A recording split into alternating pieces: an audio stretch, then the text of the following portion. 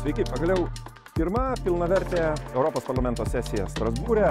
Daug darbų, įkvepiančios pradžios, daug visokių lūkesčių.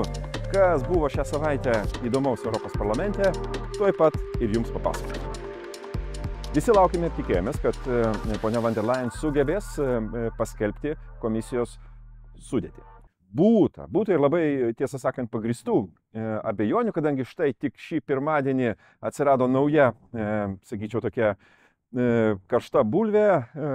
Thierry Bretonas, Prancūzijos komisaras, pradėjo atvirai konfliktuoti su von der Leyen. Sprendimas Paryžiuje buvo greitas ir, sakyčiau, reikalingas. Jis pakeistas Stefanu Sejourné, buvusiu mano kolega, beje, buvusiu Prancūzijos užsienio reikalų ministru. Čia išsisprendė. Su slovėnais štai ketvirtadienį Slovenijos parlamentas, arba tiksliau Europos reikalų komitetas, irgi patvirtins komisarę Kos. Pavyko paskelbti sąrašą, visos pavardės ir visos pozicijos yra žinomos. Pirmas mano vertinimas yra žinoma. Sveikinimai Andriui Kubiliui ir Lietuvai. Nepamirškime, kad tai yra ir Lietuvos pripažinimas. Labai, sakyčiau, solidus, įdomus ir reikalingas portfelis, atsakomybės sritis. Andriui reikės labai padirbėti ir pasistumdyti pečiais pačioje komisijoje, kad jo portfelis atsirastų visi aspektai, kurie reikalingi gynybos politikai. Tai yra ir pramonė, tai yra ir investicijos, tai yra ir gebėjimas įtakoti, sakykime taip, gynybos sąjungos atsiradimą. Sveikinu Andrių Kubilių, kuris privalės būti federalistiškai mąstančiu žmogumi, pagaliau, ir tai yra reikalingas dalykas, iš tiesų seniai laukta tendencija, bet kas aiškėja apskritai. Visi analitikai sako, kad von der Leyen sugebėjo dar labiau sustiprinti savo valdžią ir įtaką. Jinai žino, kaip, sakykime, įtakoti ir žaisti Europos komisijoje. Nebūtinai tai yra bloga tendencija, nes aiški strategija ir jos laikymasis visuomet yra privalumas. Ypatingai laikais, kada, sakykime taip, reikia aiškios linijos ir eiti į priekį su konkrečiais sprendimais.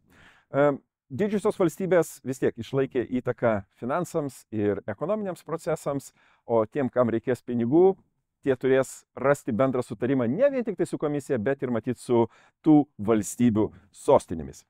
Na kągi, procesas prasidėjo. Kada pagaliau mes turėsime komisiją, negaliu jums aiškiai pasakyti, kadangi arba spalio viduryje, arba pačioje lapkričio pradžioje prasidės klausimai. Klausimai yra labai svarbus dalykas. Nemanau, kad visi galbūt peržengs klausimų kartelę, gali būti ir tam tikrų nuostolių tam tikroms valstybėms, bet šiuo metu vyksta jų interesų deklaracijų patikrinimai, tai yra labai kruopštus darbas. Matyt, per artimiausias savaitės girdėsime vėl įvairių gandų ir tam tikrų netgi paskalų apie tuos pareigūnus arba naujai paskirtus komisijos narius, pasiūlytus komisijos narius. Aš tikiuosi, kad sugebėsime praeiti šitą procesą kaip greičiau, kadangi komisija yra reikalinga, mums reikia pradėti rimtus darbus. Šią savaitę ponas Mario Draghi, didysis Super Mario, atėjo į Europos parlamentą su savo, kai kas sako, kad tai yra ne pranešimas, o Europos Biblija apie Europos konkurencingumą. Trumpai ir aiškiai aš jums pasakysiu, kur yra esmė šito pranešimo. Draghis su savo ekspertų komanda aiškiai rodo, kad Europa atsilikinėja. Jo žodžiais arba mus ištiks apskritai byrėjimas, paralyžius savotiškas, arba mes sugebėsime žengti žingsnį į priekį ir būti konkurencinga globaliai ekonominė erdvė. Kame esmė? Reikalingos investicijos. Investicijos ne vien tik tai, sakykime, ten, kur mes mokame, taip vadinamą, įsisavinti pinigus, bet reikalingos investicijos į sritis, kurios lemia pažangą. Tai yra inovacijos, technologijos ir kiti dalykai. Labai paprastas skaičius, Draghio paskaičiavimais, kiekvienais metais, pabrėžiu, kiekvienais metais ES turi investuoti į šitas lemiamas strateginės kryptis 750-800, pabrėžiu, milijardų eurų. Tai yra savotiškai poreikis naujam Maršalo planui, kuris sudaro apie 4 beveik procentus nuo ES BVP. Ankstesnis Maršalo planas, kurį pasiūlė kaip parama Jungtinės Amerikos valstijos, sudarė apie kiek daugiau nei 1%. Matome, kiek mums reikia papildomų investicijų tam, kad mes ir su Jungtinėm Amerikos valstijom, ir su sparčiai besikeičiančia ir augančia Kinija galėtumėm ginčytis, konkuruoti ir stumdytis kaip lygus su lygiais.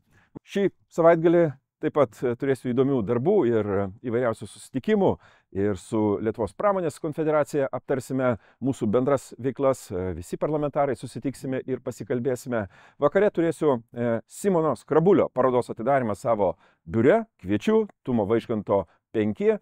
Simonas Skrabulis yra puikus Lietuvos dailininkas. Jo paveikslai visuomet stebina, džiugina ir įkvepia. Todėl iki pasimatymo 6 val.